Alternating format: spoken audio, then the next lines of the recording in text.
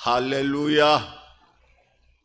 저는 오늘 우리가 함께 합독한 이 시편 128편의 1절에서 6절까지의 말씀을 근거로 해서 복된 가정이라고 하는 이 제목을 가지고 오늘 하나님의 생명의 귀한 교제를 이루기를 소망합니다.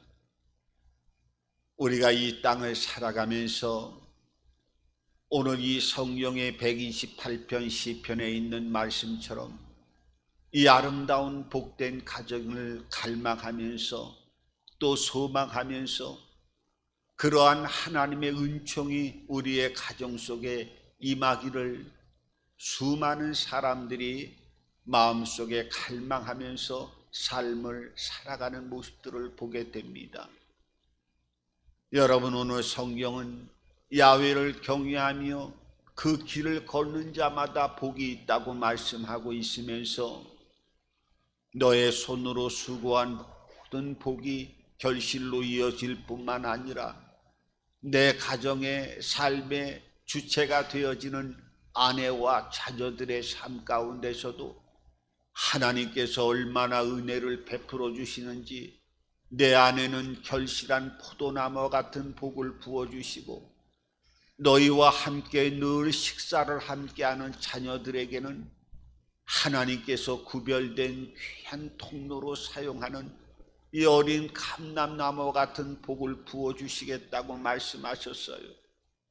그러니까 하나님을 경외하는 가정에게는 너의 수고한 손으로 이 땅을 살아가면서 열심히 경제 활동을 하고 손으로 만지는 모든 것들이 복으로 변하여지고 또 내 가정도 그 아내도 축복하고 내 자녀들에게도 복을 주고 그것뿐만 아니라 오늘 성경은 예루살렘의 번영을 볼 수 있는 하나님의 은혜와 평안으로 충만케 채워지는 역사가 우리의 모든 삶 가운데 함께 할 뿐만 아니라 그 6절에 있는 말씀을 보면 내 자식의 자식을 볼 수 있는 복을 부어주시겠다고 말씀하고 있어요.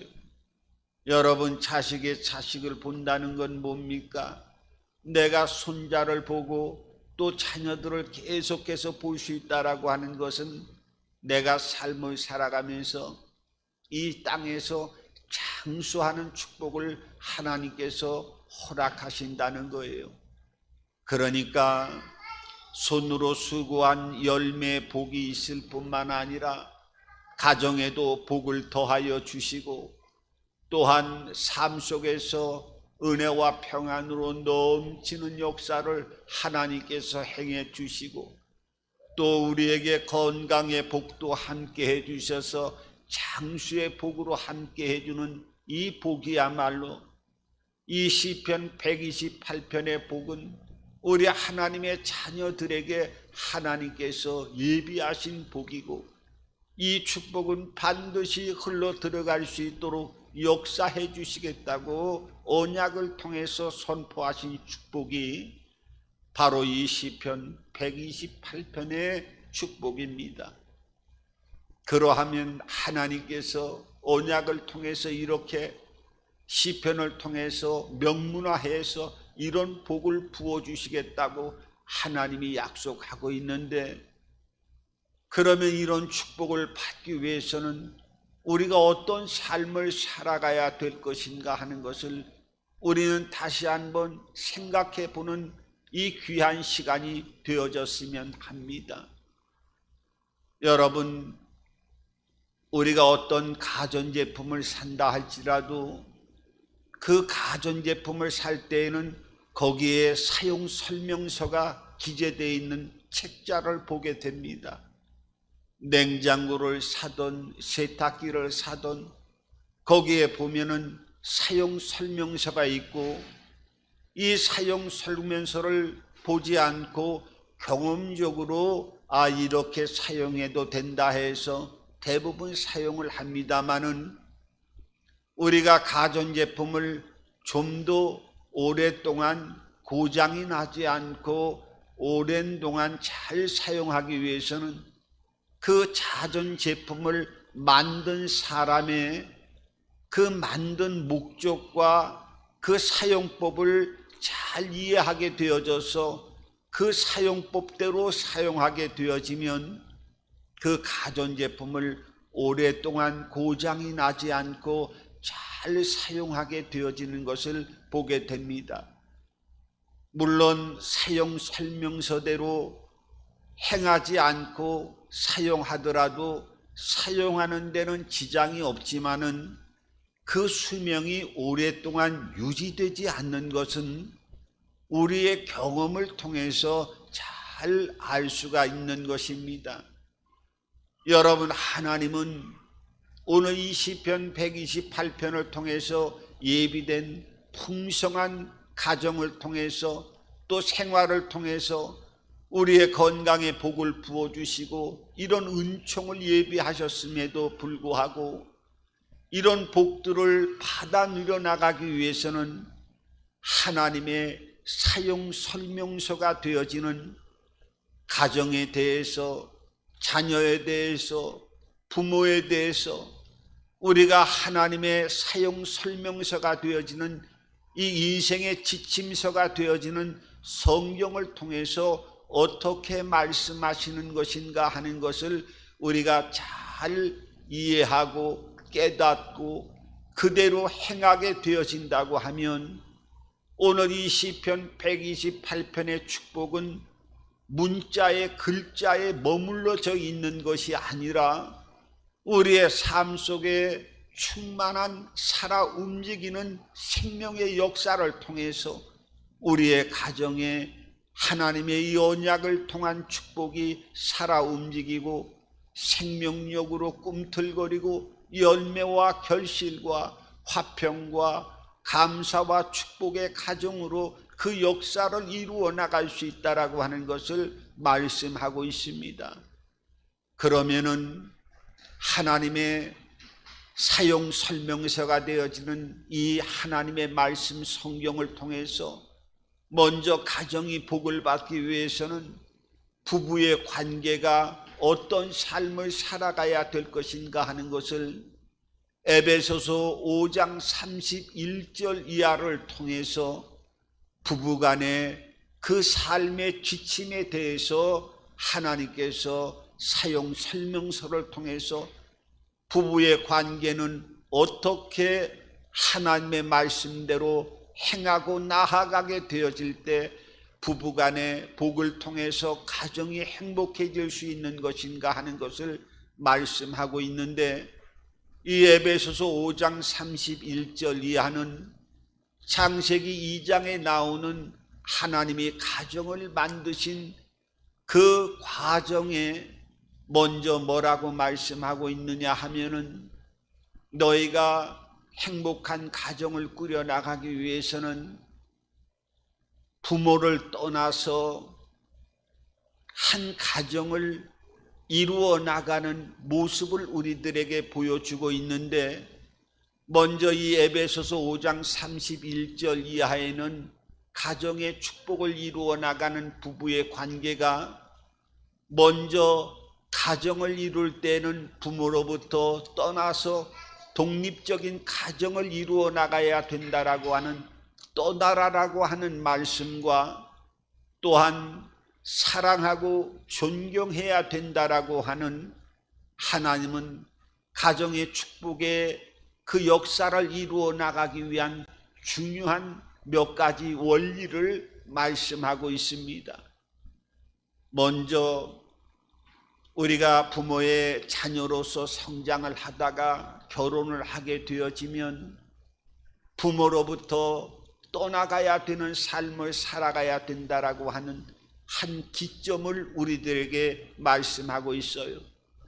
이것은 결혼 생활이 부부가 결혼을 하면서 부모하고 완전히 담을 쌓고 왕래를 하지 말라는 것이 아니라 먼저 자녀로서의 삶을 살아가면서 이제 어느 때가 되어서 남녀가 사랑을 하게 되어지고 한 가정을 이루게 되어지면 떠나가야 된다는 거예요.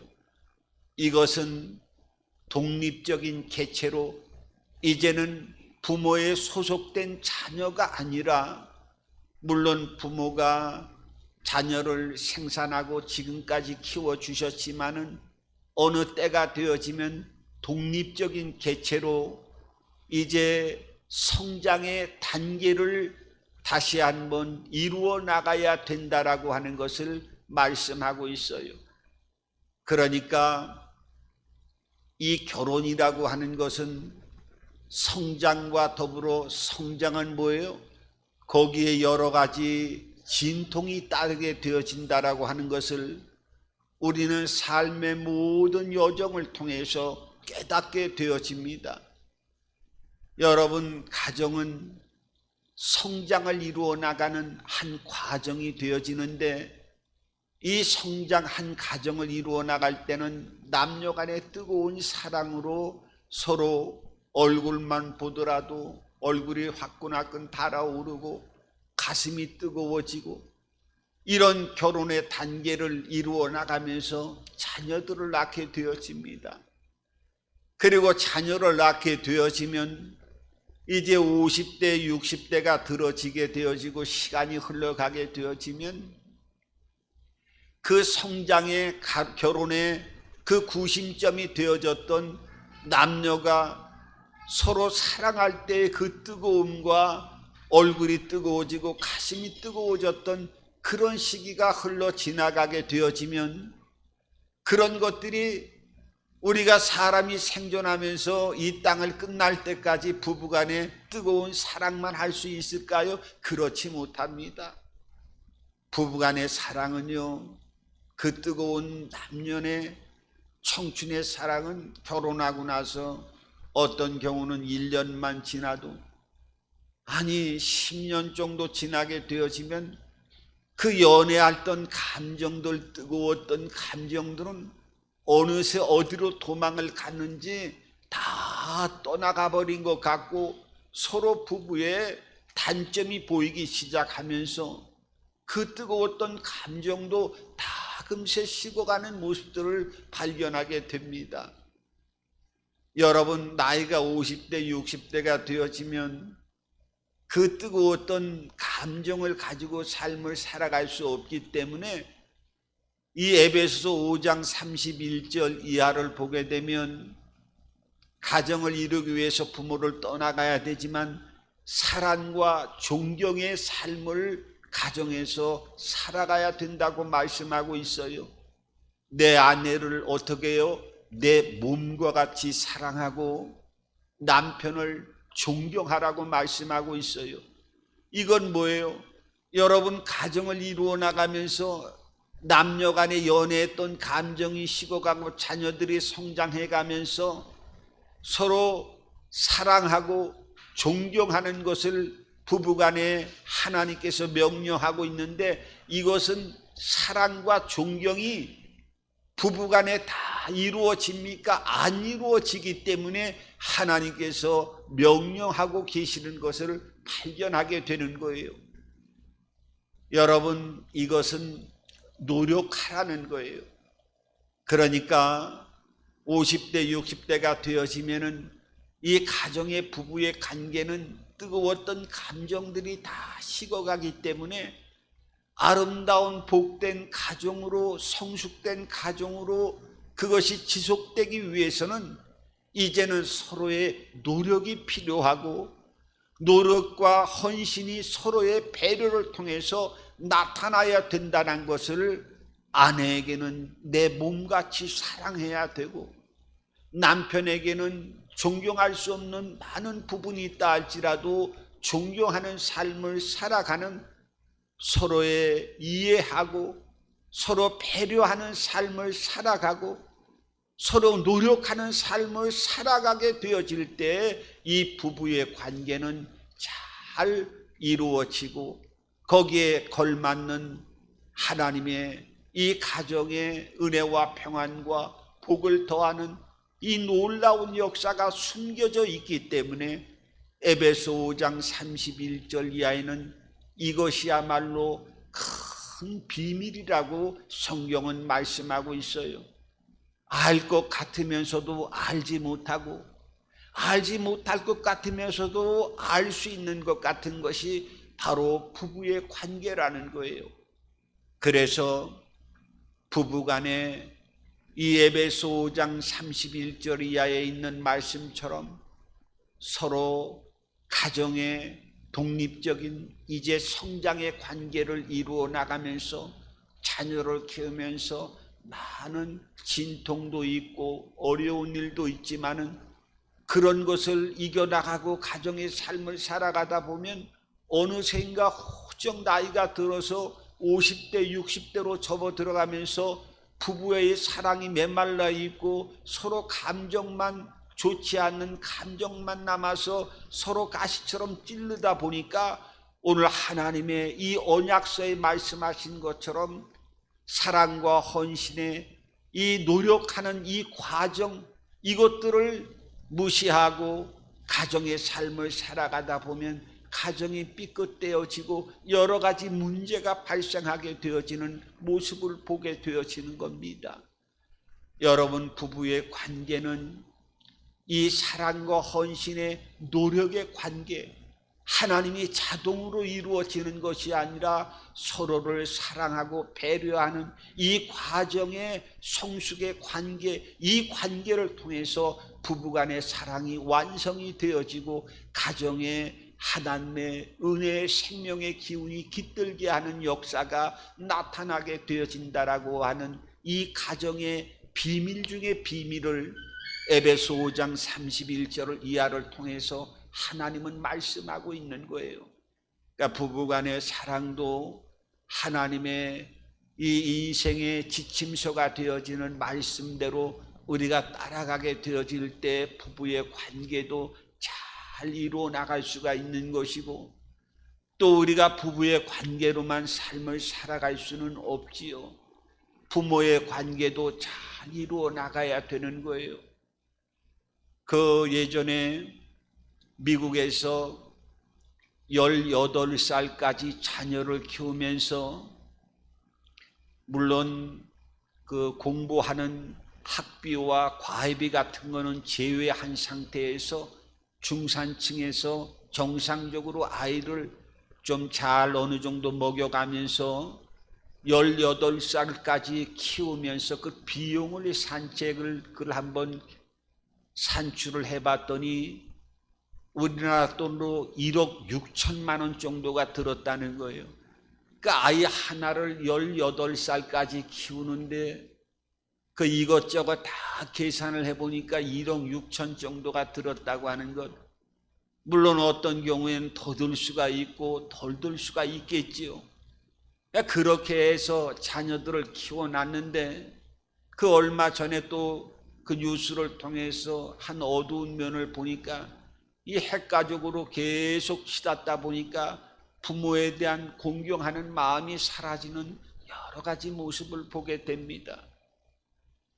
그 남편을 여의고 아들과 딸을 잘 키웠음에도 불구하고 나이가 들어서 부모의 나이가 80이 넘어가다 보니까 그 이제 이 노모가 어디 의지할 데가 없다 보니까 한 번은 아들네에 가고 또 한 번은 딸네에 가서 이렇게 생활을 하다 보니까 나중에 어느 때가 되어지니까 이 아들과 딸 집에서도 눈치를 보여 갈 수가 없다 보니까 자식들도 이리 밀고 저리 밀어서 오빠 집에 가세요, 딸 집에 가세요, 이렇게 서로 미루다 보니까 갈 데가 없다가 겨울이 돼갖고 추운 겨울에 길거리에서 쭈그리고 잠을 자려고 하니까 동네 사람이 그걸 발견해가지고 그 내용을 알고 경찰서에 신고해가지고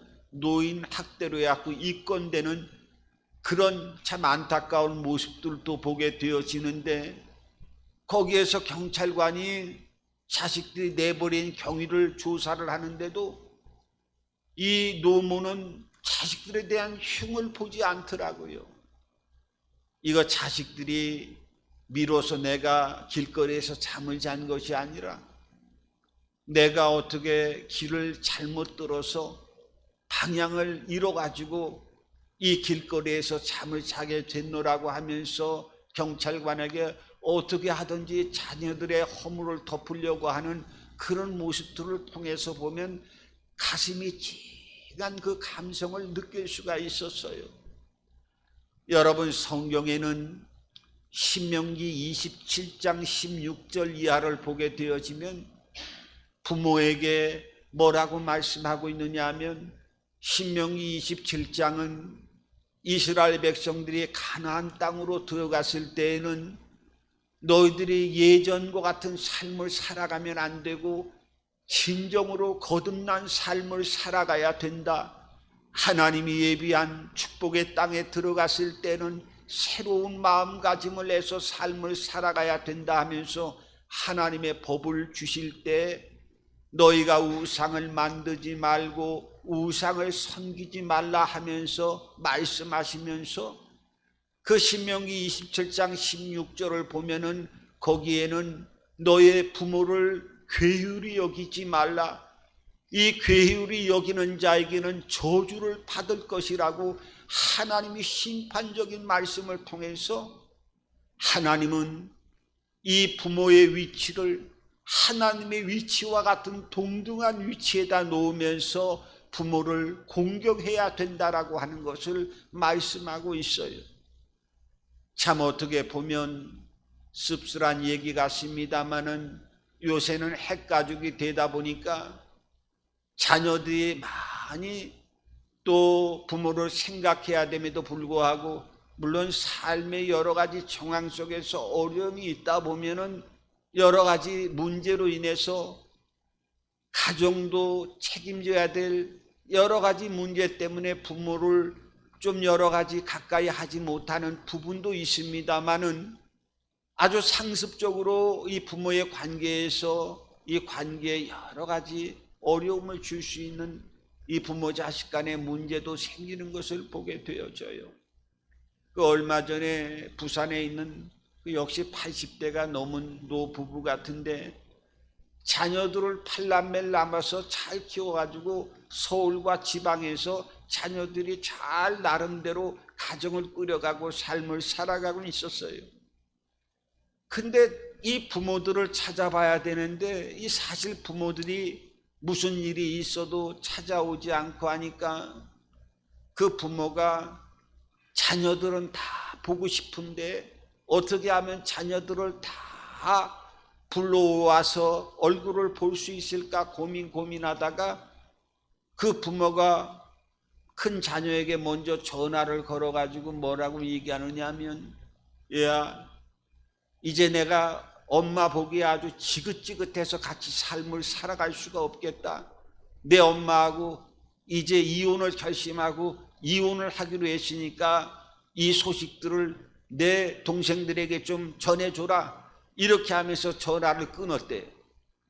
그러니까 이제 아버지, 이제 엄마 아빠가 이혼을 하는구나 이렇게 생각되니까 자녀들이 번쩍 정신이 들어가지고 오빠의 소식을 전해드린 자녀들이 이리저리 연락을 다 해가지고 집으로 전화를 하면서 이 엄마한테 전화하면서 이혼은 절대로 안 된다면서 혈압을 높이면서 그렇게 통화하고 나서야 자녀들이 팔남매가 진짜 이혼하는가 싶어가지고 그 부모 곁으로 다 자녀들이 왔다는 거예요.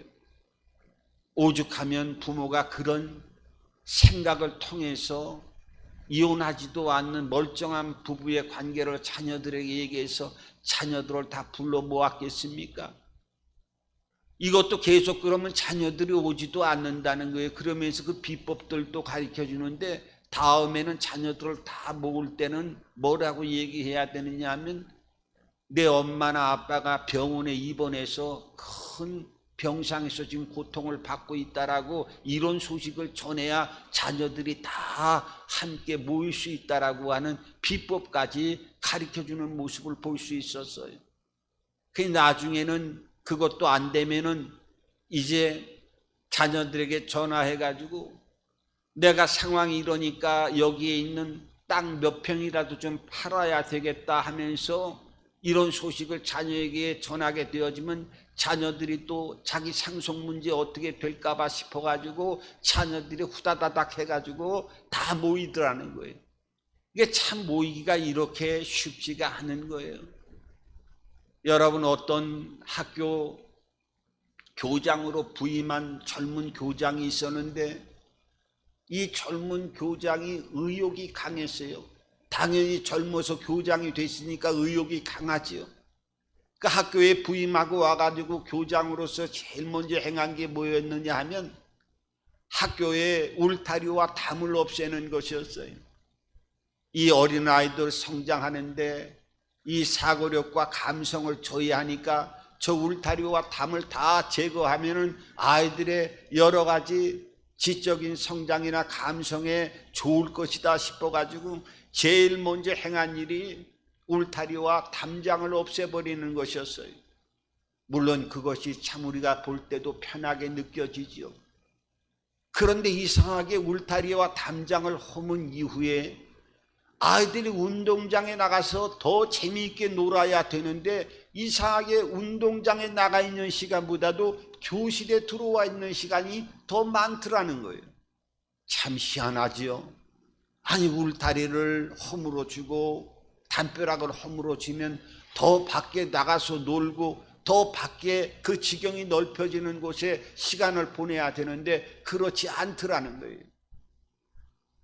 여러분, 우리가 이 땅을 살아가면서 물론 법적인 근거는 아니지만은 우리의 삶을 살아가면서 이 땅에서는 보이지 않지만은 이 사람이 살아가야 될 기본적인 도덕의 이 담과 울타리가 우리의 노년이 되어지는 부모의 삶을 통해서 그런 도덕적인 울타리와 담이 쳐져 있어야 돼. 그래야 사회적으로도 건강하게 모든 자녀들이 삶이 사람들이 성장하고 정상적인 사회 구조로서 튼튼하게 사람이 삶을 살아가는 것 되는 거예요.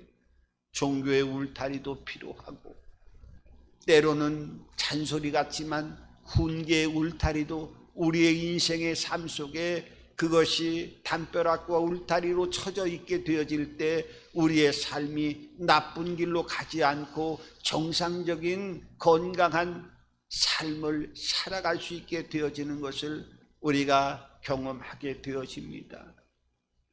여러분, 부부의 사랑, 또 부모의 사랑, 자녀의 사랑도 마찬가지예요. 성경에는 이 사랑의 개념은 하나님의 그림자가 우리의 부모라고 말씀하고 있어요.